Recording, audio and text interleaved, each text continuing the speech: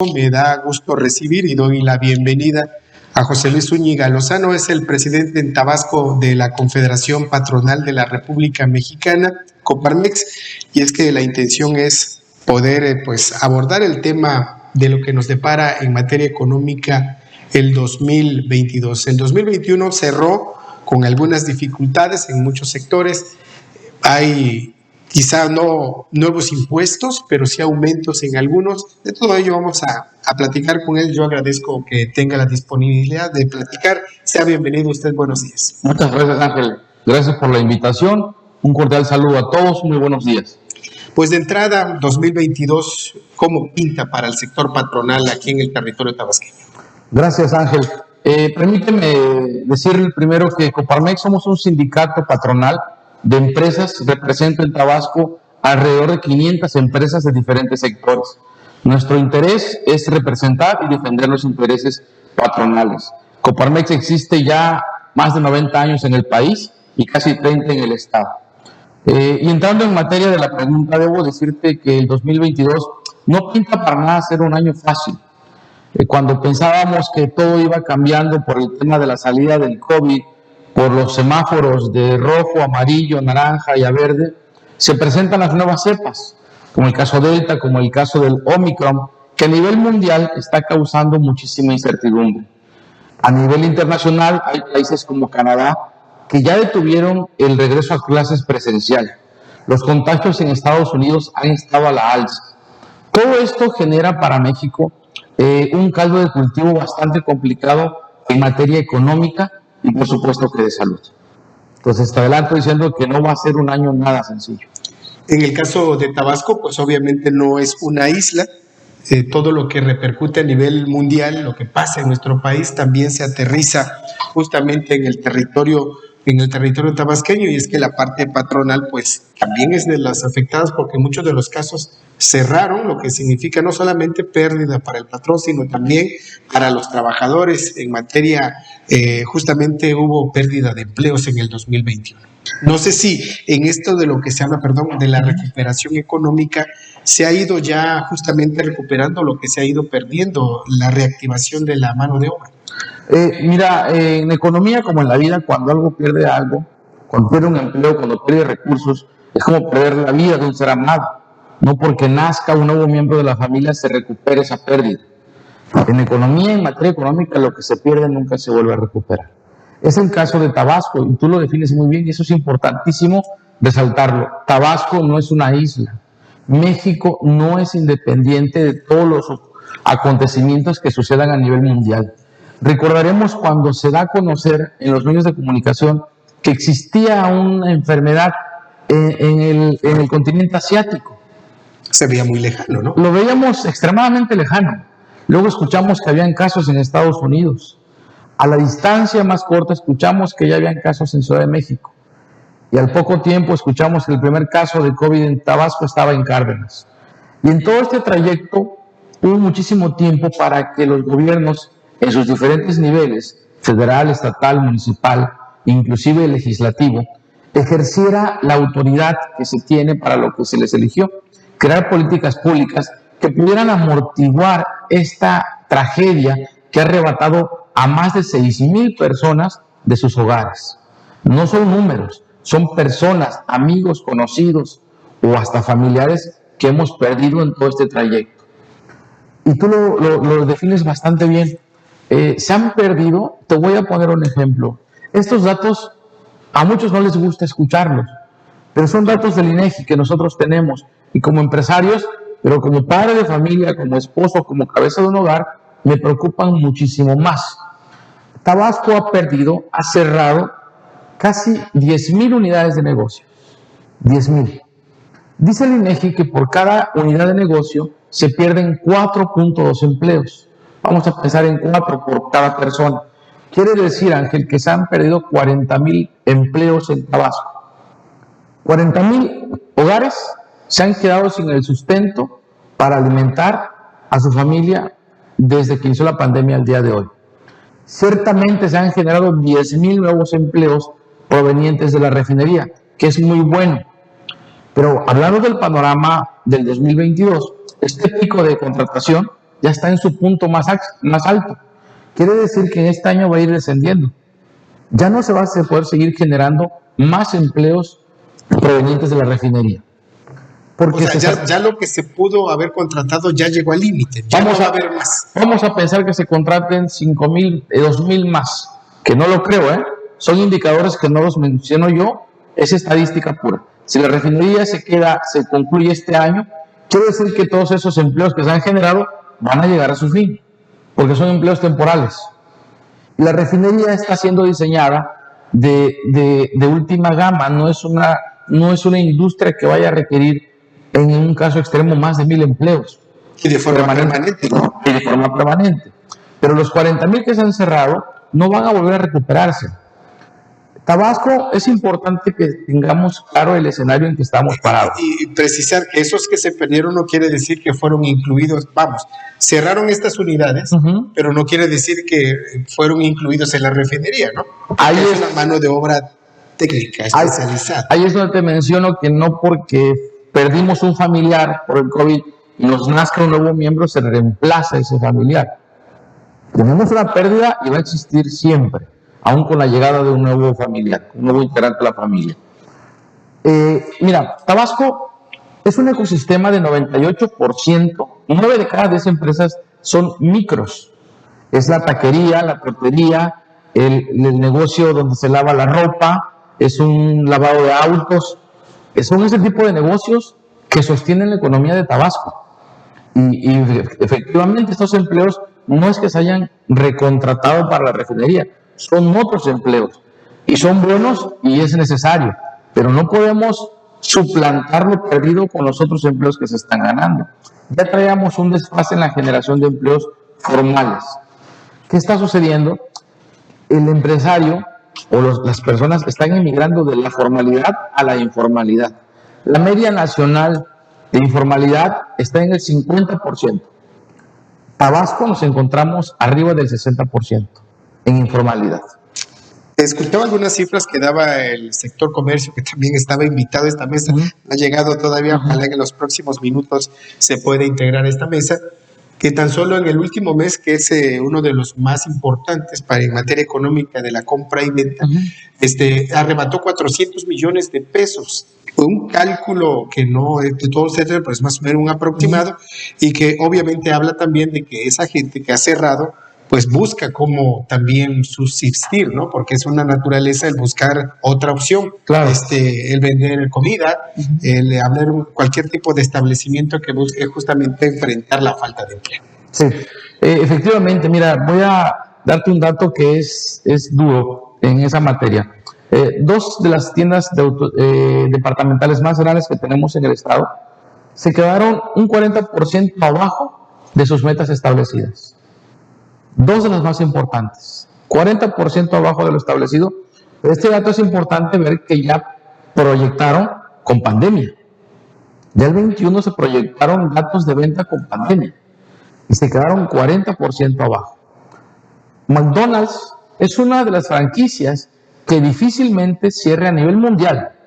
Cuando un McDonald's se abre, es muy difícil que cierre. En Tabasco hay 2 McDonald's que ya cerraron.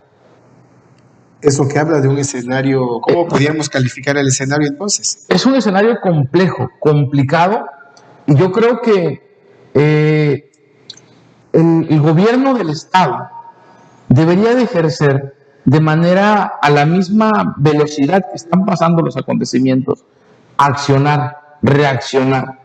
Tabasco es uno de los pocos estados que no recibió ningún subsidio, ningún apoyo al sector empresarial durante todos los 2 años que tenemos de pandemia. Hay unos ciertos fideicomisos que quedaron paralizados, me parece. Existe un fideicomiso que es el 2.5% que pagamos los empresarios sobre la nómina. Este 2.5% se destina a un fideicomiso, a una bolsa, para que sea invertido o regresado a los empresarios en proyectos, en diferentes proyectos que se evalúan en un consejo entre el gobierno y el sector empresarial. Bueno, tiene 2 años, 3 años que no sabemos de este fideicomiso, que está detenido. Nosotros dentro de las propuestas... se sigue acumulando. El impuesto se sigue cobrando. Por eso una de las propuestas que nosotros hacíamos al gobierno en los primeros 4 meses que iniciamos era detener el pago de ciertos impuestos locales. Y dentro de esos era un 2.5% sobre la nómina. De por sí ya solamente pagar los gastos primordiales, principales, para poder seguir operando. Ahora imagínate pagar impuestos adicionales, como es el caso del impuesto sobre la nómina, que sería un gran momento para que este fideicomiso, de manera muy cuidadosa y escrupulosa, pudiese apuntalar a los empresarios de Tabasco. No a un organismo o a otro, a los empresarios en general. Insisto, son 10,000 empresas, 10,000 negocios que han cerrado.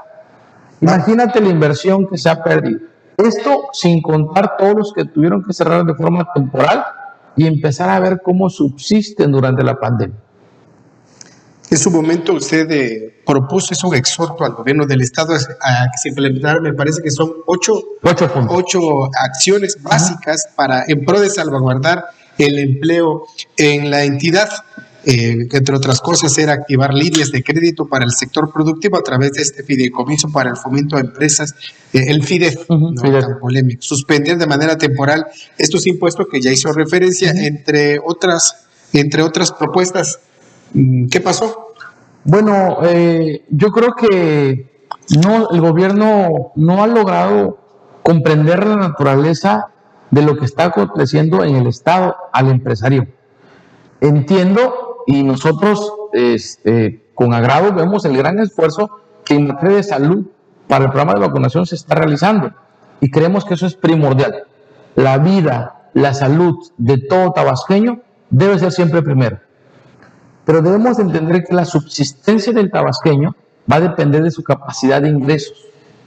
De lo contrario, va a desbordarse en otros problemas sociales, como la delincuencia, la informalidad y otros temas de problema social que son de rezago. Cuando se planteó esto, estábamos aproximadamente en el mes 4 del primer año de pandemia. Entregamos los documentos, no recibimos respuesta, desconocemos la razón, si lo consideran viable o no. Creemos que, particularmente creo que la Secretaría de Desarrollo Económico y Competitividad no ha estado a la altura de la exigencia que tiene la pandemia.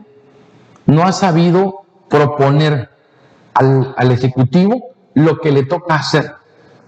Este fideicomiso es una bolsa importante, ha sido muy polémico, es cierto, de ambas partes, empresarios y gobierno, pero creo que es un momento de hacerlo de manera correcta, muy detallada, pero sí ejercerlo. De lo contrario, los números, el panorama va a seguir incrementándose. Esto que voy a decir es un problema a nivel mundial, pero Tabasco no es la excepción, México. La canasta básica se ha encarecido un 7% con la inflación.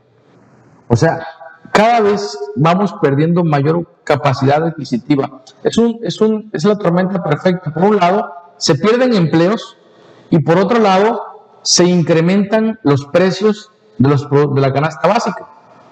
Quiere decir que en seguridad alimentaria, esto es delicado. 6 de cada 10 tabasqueños están en riesgo de poder llevar la alimentación básica a sus hogares. ¿No tienen con qué? No tienen empleo porque lo perdieron de algún punto. Porque lo que se ha generado es específicamente la refinería, que siempre voy a decir que es bueno, pero no suficiente. No todos pueden ejercer la misma profesión que se está ejerciendo en la refinería. Vamos, no es para todos los tabasqueños. Ahora, ¿no los ve el gobierno como aliados para poder enfrentar de mejor manera, no salir, pero enfrentar de mejor manera esta situación de la pandemia que nos toca a todos? Aliados porque ustedes como patrones generan también empleo. No todos pueden trabajar en el gobierno, que finalmente también es una aspiración de muchos el poder trabajar en el gobierno como si fuera la panacea de muchas situaciones. Pero también ustedes como generadores de empleo y que proponen esto, o se ve mal el que hayan propuesto este tipo de acciones que a consideración de ustedes sería pues algo benéfico para poder enfrentar de mejor manera la situación. Mira, voy a resaltar lo que dices, porque es importante decirlo. Primero, entender que el gobierno está diseñado para generar estrictamente Estado de Derecho. El único el único ente que está diseñado para generar riqueza es la empresa. El empleo se genera en la empresa, la riqueza se genera en la empresa, no en el gobierno. Y cuando logremos asimilar esto a cabalidad, creo yo que las condiciones van a mejorar. ¿Cómo creo que el gobierno nos observa? Híjole, yo espero que nos vea como lo que queremos ser y como lo que somos. Ciudadanos, empresarios preocupados, interesados que al gobierno le vaya bien. Que le vaya bien a Tabasco y que nos vaya bien a nosotros. ¿Qué pensarán ellos de nuestras críticas? Lo desconozco. Espero que los políticos que hoy tenemos tengan la madurez, la capacidad de comprender que no somos adversarios de ningún tabasqueño. Que nuestra lucha no es con ellos, es con la problemática que se presenta, la no generación de empleos, la pérdida de la riqueza local, la pérdida de valor del trabajo que tiene cada persona. Esos son nuestros verdaderos adversarios. La inflación, la caída del Producto Interno Bruto, la pérdida de empleo formal, el incremento en la informalidad, la delincuencia. Todo eso a nosotros es lo que nos preocupa. Porque todos estos elementos, todos esos factores generan que las empresas nacionales o extranjeras que pertenecen a ese 2% se ahuyenten ese capital, esa inversión. Hay dos marcas de tiendas departamentales importantes en Tabasco, de talla nacional. Una está evaluando retirarse de Tabasco este año. Híjole, no quisiera saber cuántas mano de obra se va a perder, cuántos empleos, ¿no? Cuando se habla de llegada de empresas, pues habla de que es un estado, un lugar pujante, que ven pues las características para hacer inversión y para generar riqueza, pero cuando se cierra muy difícilmente, como lo que planteaba usted de McDonald's, cuando llega, yo lo sabía que cuando llega McDonald's es para quedarse de forma permanente, sí. Pero 2 han cerrado en Tabasco. 2 han cerrado en Tabasco, eso es inédito. Insisto, podemos corroborar los datos. ¿Qué sucede con ciertos funcionarios de gobierno? Lo digo sin ningún problema porque es mi responsabilidad con el secretario de Desarrollo Económico. No les gusta que demos a conocer los datos que son evidentes, que nos da el INEGI. Pero no quiere decir que no suceda. Bueno, es que es como cerrar los ojos frente al COVID y pensar que no nos va a pasar nada. Eso es ser ingenuo, por utilizar un término decente. Pero está sucediendo. Hoy, el que ganaba el sueldo básico, el sueldo mínimo, y le alcanzaba para la canasta básica, ya no le está alcanzando. Por el incremento del 7% que estamos viviendo en la canasta básica. Por ahí hubo un debate si la canasta básica de Tabasco era la más barata. Y la respuesta es fácil. ¿Cómo puede ser más económico el estado de Tabasco cuando Tabasco no lo produce? Todo es traído, ¿no? Todo es traído. Todo hablando del punto de lo que se vende en la central de abasto. Frutas, verduras, legumbres, huevos, pollo, carne de res, carne de cerdo, todo viene de otros estados. Solamente el costo logístico tiene un incremento y tiene una lógica simple que es esa. Son las 9 de la mañana con 33 minutos. Ya se integra a esta mesa y agradezco que nos acompañe el contador público Manuel Miranda Hernández, es el presidente de la Cámara Nacional de Comercio en Villahermosa. Hace un momento, contador, bienvenido, buenos días. Gracias, buenos días. Abordábamos una cifra que usted hace algunos días mencionaba sobre la parte de la informalidad que ha crecido, que habla justamente de la pérdida de empleos, de la situación económica difícil y que es un medio de sustentabilidad, de buscar un sustento. 400 millones de pesos más o menos lo que le impactó al comercio formal, el que está al día con impuestos, el que paga todas estas situaciones que exige la ley. Sí, bueno, pues venía yo escuchando con atención al presidente José Luis, que de hecho ya le dio mucho tiempo, ¿no es cierto? Pero la idea es que evidentemente con atención a lo que yo escuchaba es cierto, nosotros como Cámara de Comercio nos ha tocado ver a la de la estética, la carpintería, de la cerrajería, obviamente que en su momento durante la pandemia no eran tiendas esenciales y que de alguna manera tuvieron que cerrar, y como bien lo dice él, efectivamente estoy plenamente consciente de ello, que muchos compañeros ya no pudieron reaperturar porque ya tenían encima un crédito, porque ya se les complicaba pagar una renta del inmueble, porque ya no podían mantener su plantilla laboral, y eso hizo que de alguna manera inmediatamente cerraran con el poco ahorro, a lo mejor, porque normalmente nosotros nos proyectamos durante todo el año cómo va a ser nuestros ingresos, y sobre eso es lo que vamos trabajando precisamente en la mayoría de los comercios, para generar un esquema visual, independientemente de que a lo mejor en el escenario práctico sea otro. Sin embargo, siempre avisoramos estas situaciones, y la mayoría de los empresarios pues siempre optan por tener un pequeño ahorro adicional a lo que normalmente generas para cualquier tipo, a lo mejor, de imprevisto que salga dentro de todo este parámetro. Y eso nos dio la tarea de que, bueno, muchos compañeros desafortunadamente ya no pudieron aperturar. Algunos otros tuvieron la inteligencia o la disponibilidad de cambiar su giro de actividad. Muchísimos, yo creo que José Luis debe de coincidir eso también, se dedicaron a vender todo lo que es material para, desde luego, los cubrebocas, el gel antibacterial, el cloro sanitizante, cabinas, en fin, todo ese tipo de acciones que tuvieron que emigrar con la finalidad, bueno, de seguir generando recursos. Otros ya lamentablemente no lo hicieron porque sí, los créditos ya no los pudieron seguir manteniendo, y bueno, hoy todavía siguen a lo mejor en cartera vencida. De los propósitos, escuchaba el informe que dio hace algunos días de este 2022, es ir con este FIDEF, que ahí está guardado. ¿Existirá el dinero todavía? Pues nosotros tenemos bueno, en mi caso, no sé, José Luis, tenemos la confianza del Canaco de que existe. Ya debe ser una bolsa bien choncha, ¿no? Pues yo creo que ya son 2 años que lleva enfrente el secretario Frederick, creo, ¿verdad? Más un año de la compañera que salió, se me olvidó. Mayra Jacob. Yo creo que ya son 3 años efectivamente que no se ha ocupado ese recurso. Tal vez, yo digo, debe de estar. Y nosotros no hemos querido poner o levantar un poco más la voz, con el sentido de que, bien lo dice también, que no nos gusta que nos vean como unas cámaras que enemigas, ¿no? Sí, claro. Hay que decirlo tal cual, enemigas, ¿no?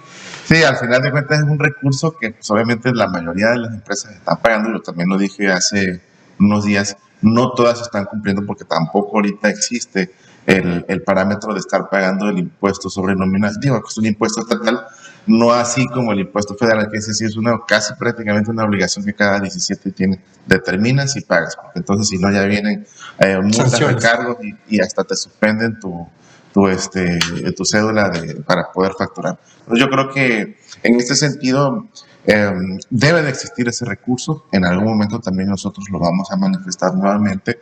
Yo creo que es la intención. Ahorita estamos en condiciones de volver a generar esa confianza, y que, bueno, se pueden hacer programas de acción para recuperar, en este caso a mí como cámara, a los microempresarios, a las pymes, a los emprendedores, que al final de cuentas es lo que nos interesa seguir creciendo. Y desde luego, dentro de la cámara pues también existen cadenas grandes. Digo, ya lo venía yo platicando ahí donde lo manifesté, son prácticamente 9 cadenas nacionales que están inmersas dentro del sector empresarial, y que ellas también pues requieren de algún tipo de beneficio, porque están en este 2022 con la dinámica de reaperturar ciertas unidades de trabajo. Son las 9 de la mañana con 39 minutos. Estamos platicando con José Luis Zúñiga Lozano, presidente de la Coparmex en Tabasco, y Manuel Antonio Miranda Hernández de la Canaco en Villahermosa, de la perspectiva de lo que se espera de este 2022. Continúa la pandemia, hay variantes que están apareciendo. ¿Qué esperarían ustedes por parte del área en específica, que es desarrollo económico? De entrada, José Luis Zúñiga. Sí, mira, lo primero que nosotros esperamos es que algo muy simple, que aprendamos de los errores, que no nos pase exactamente lo mismo que con el COVID, que lo veamos lejano. Ahorita está las variantes Delta, Omicron, y bueno, está en Canadá, bueno, no es muy contagioso. La realidad es que son efectos que a nivel mundial sabemos poco. El COVID es el verdadero adversario. El COVID y el Omicron son los que deben enojar al gobierno, no nosotros. Nosotros estamos en la misma embarcación. Lo que le pase al gobierno nos pasa a nosotros. Yo esperaría que Secretaría de Economía se faje los pantalones y presentara al gobernador un plan emergente de activación económica, que creara modelos económicos de qué pasó cuando vimos el COVID en Asia y qué debimos haber hecho. Es importante que se pongan a estudiar los factores macroeconómicos, lo que está pasando en Canadá, en Estados Unidos, y que nos va a pasar en México. En 2 meses vamos a ver las consecuencias de lo que está aconteciendo. Y entonces, la solución, y yo por ese lado en salud digo, salud tiene que hacer su parte. Va a ser otra vez a cerrar las cortinas, a encerrarnos todos, y otra caída más profunda en lo que está aconteciendo en la economía del estado de Tabasco. Que espero que se pueda ejercer mesas multidisciplinarias con los diferentes órganos, ¿sí? Actualmente, antes de la pandemia, las expos, foros, eran un modelo importante de negocios. Hoy es un modelo obsoleto. Es un modelo que lo que está propagando es más la pandemia que el desarrollo económico. ¿Por qué? Porque es aglomerarnos nuevamente. Esto no es como que ya llovió, ya salió el sol y salgamos a las calles todos. Es un error. Y los representantes de economía, de salud, tienen que hablar con la verdad de la ciudadanía.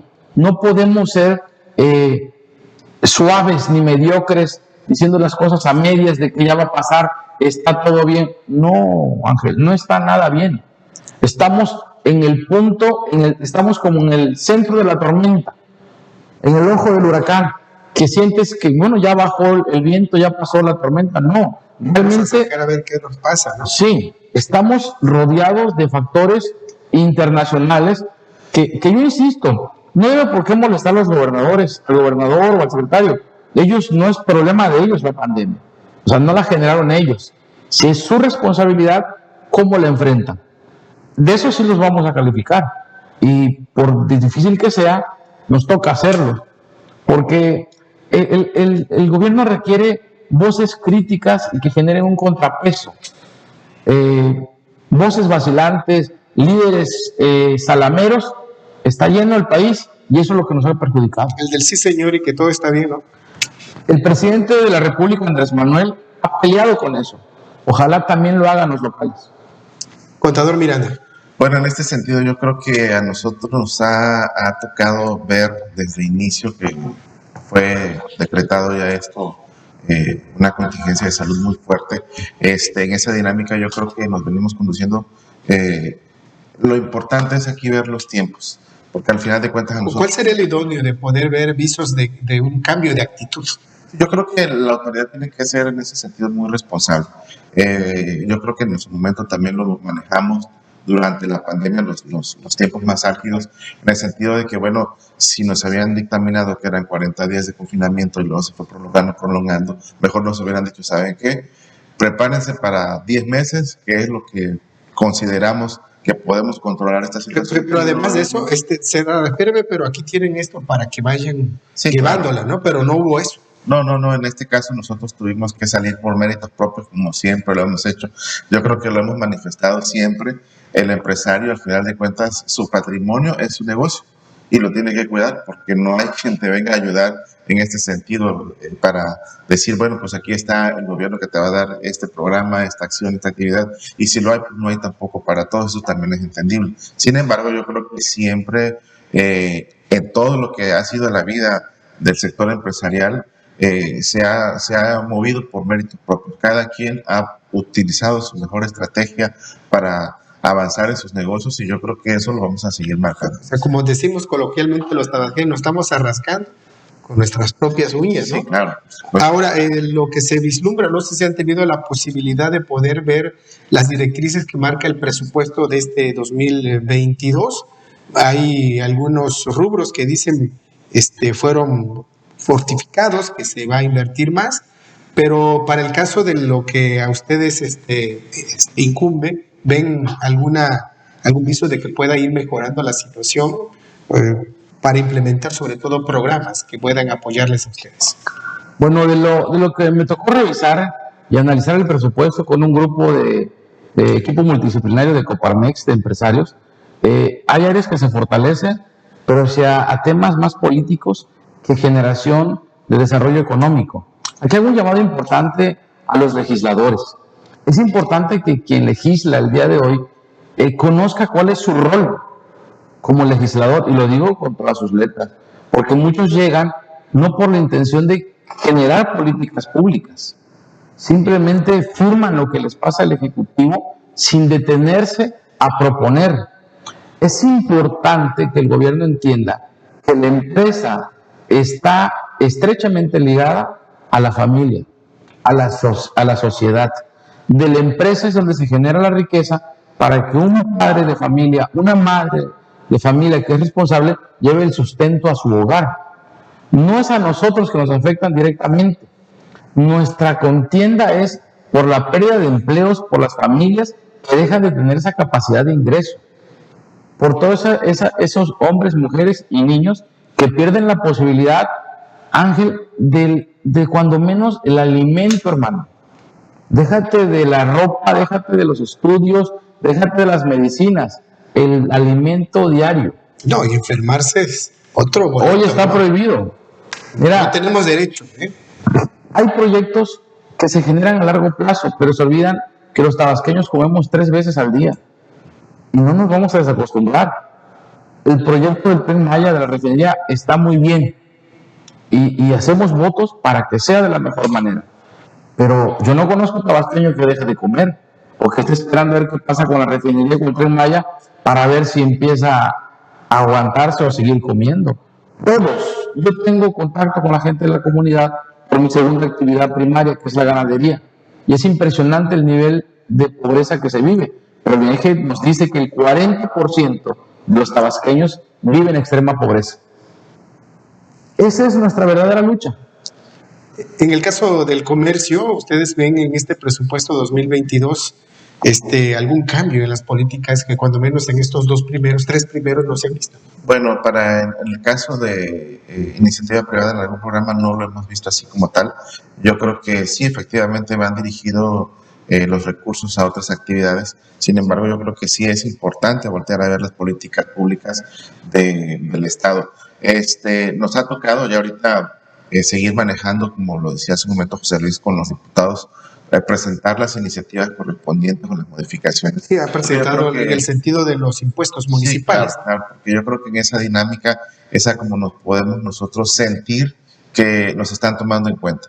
Si vemos que el Congreso nos apoya en tanto en los reglamentos como de la Ley de Coordinación Fiscal como de la de movilidad por la carga y descarga de las unidades de trabajo que vienen desempeñándose en las empresas, yo creo que ahí vamos a tener por lo menos un punto a favor, porque bueno, yo creo que la base fundamental de nosotros es, bueno, expandir nuestros negocios. Al final de cuentas, nosotros generamos los empleos. Quien nos tiene que dar la condición en este momento es la autoridad.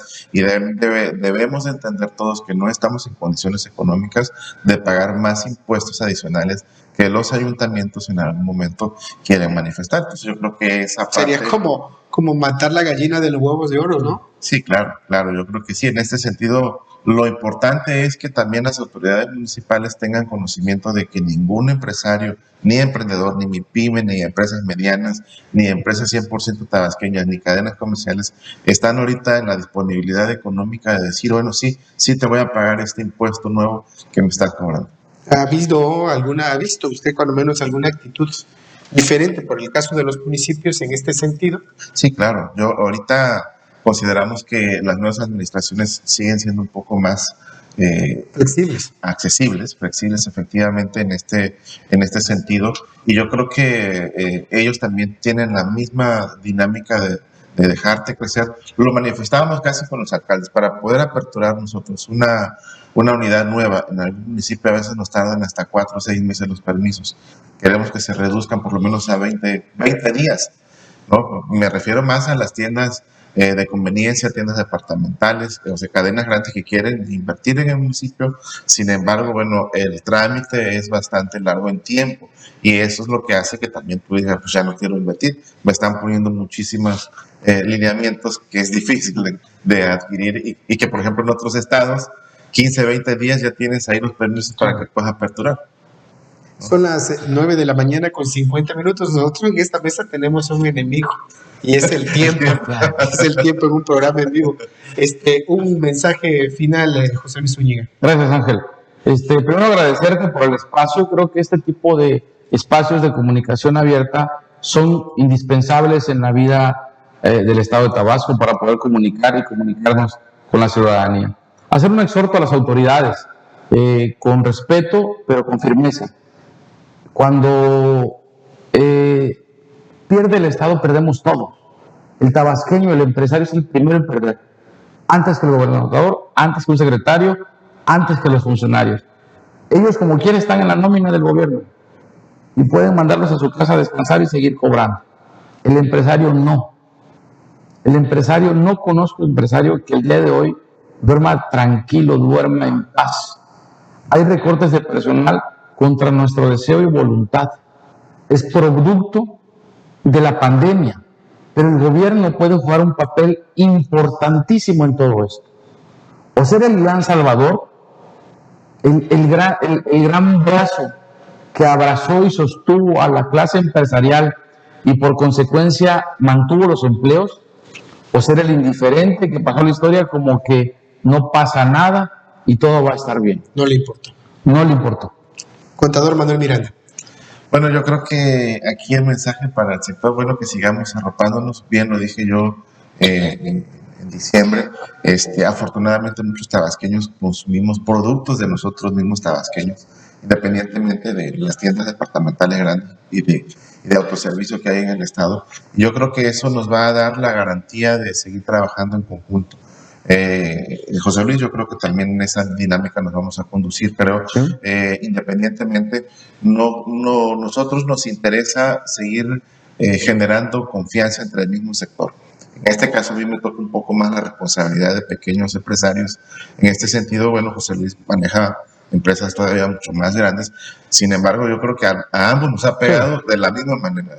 Tanto han cerrado tiendas grandes como pequeñas, y yo creo que 2022, independientemente de que yo le llame recuperación económica, porque sí escuchaba con atención lo que él decía, que ponía de la vida de un ser humano, que es el que se vaya no se puede sustituir. Sin embargo, tenemos que darle un calificativo a eso, en este sentido, y tenemos que proyectarnos en 2022 con la mejor manera posible. Siempre lo hemos hecho y hasta ahorita la autoridad nos ha respetado en materia de salud, porque hemos cumplido con los protocolos. Hasta ahorita, afortunadamente, ahí en la Cámara no me ha llegado ninguna queja de algún empresario afiliado que diga, oiga, me sancionaron, me multaron, me cerraron porque no cumplí con los protocolos. Eso lo seguiremos haciendo, porque sí es importante, también nosotros tenemos que poner de nuestra parte.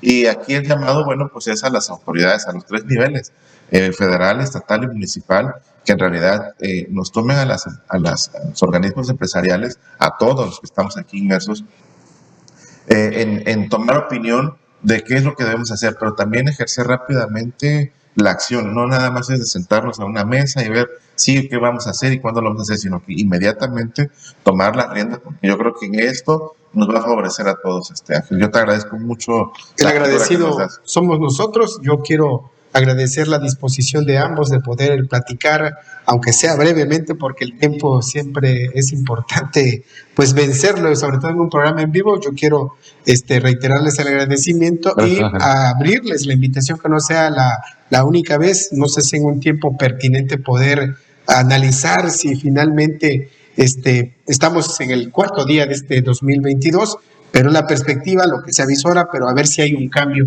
en el manejo de estas políticas. Con mucho gusto, te acepto la invitación. Creo que es importante hacerlo. Igual de la misma manera y extensivo a todos los demás compañeros presidentes de Cámara que también se sumen a estas iniciativas. Son las 9 de la mañana con 54 minutos. Es José Luis Zúñiga Lozano, presidente de la Coparmex.